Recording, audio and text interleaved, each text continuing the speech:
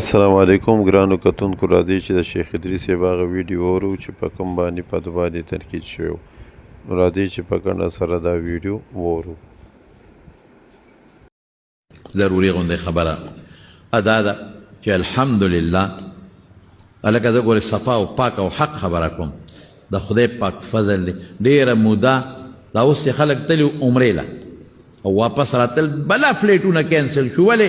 ځکه دا د خلیج جنګ و، د ایران او د اسرائیلو هغه جنګونه، او بیا هغې کې په سعودي باندې او په د بحرین او په د قطر کې د امریکې په دغه اډو باندې هغه بمباري کوله.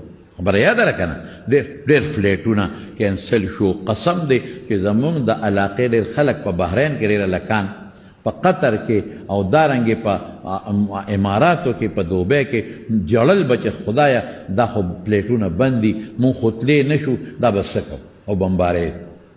دا یو لوی مسله وه. ډېر لوی جنګونه و، ډېر لوی د خلیج ممالک او دا په لوی غم کې پراته وو. الحمدلله د خدای حمد به مونږ ادا کوو چې د پاکستان د برکت نه پاکستان وګټل. دا هغه ملک دی چې جوړ شوی د خدای په نوم دی. دا هغه ملک دی چې په ډېرو قربانو جوړ شوی دی. نو د پاکستان زه به پاکې خبرې کوم د موجوده حکومت او بالخصوص زمونږ فیلډ مارشل صاحب چې کوم دی، حافظ صاحب، پاکې خبرې به کوم. د هغې په کوشش او په برکت هغه جنګونه خدای ختم کړل. الحمدلله پاکستان یو نوم وګټه، یو نوم د خدای په فضل، یو لوی نوم وځلېده. نن په ټوله دنیا کې ستا ملک ځلیږي د خدای په فضل. او بار ملکونو کې چې کم عاملان دي هغې وایي نن زموږ پاسپورټ اسمان ته ورسېد. خلک قدر کوي، خلک عزت کوي د پاکستان. ولې؟ هغه جنګونه د خلیج، هغه لوی جنجال هغه خدای پاک ختم کړ. دا د خدای فضل او د خدای کرم. او ای دغه مردار که دی خدای غر کې ټرمپ دی که ډرم دی، دا خدای غر که دا جنجال ټول دې سپیره جوړ کړی دی. دې حرامي د مسلمانانو په سر اورونه بل کړي دی. دا شکر دی چې دغه حرامي نن پاکستان ته محتاجه شو، دغه رزیل. نو نن هغه هم وایي د پاکستان شکریه ادا کوم.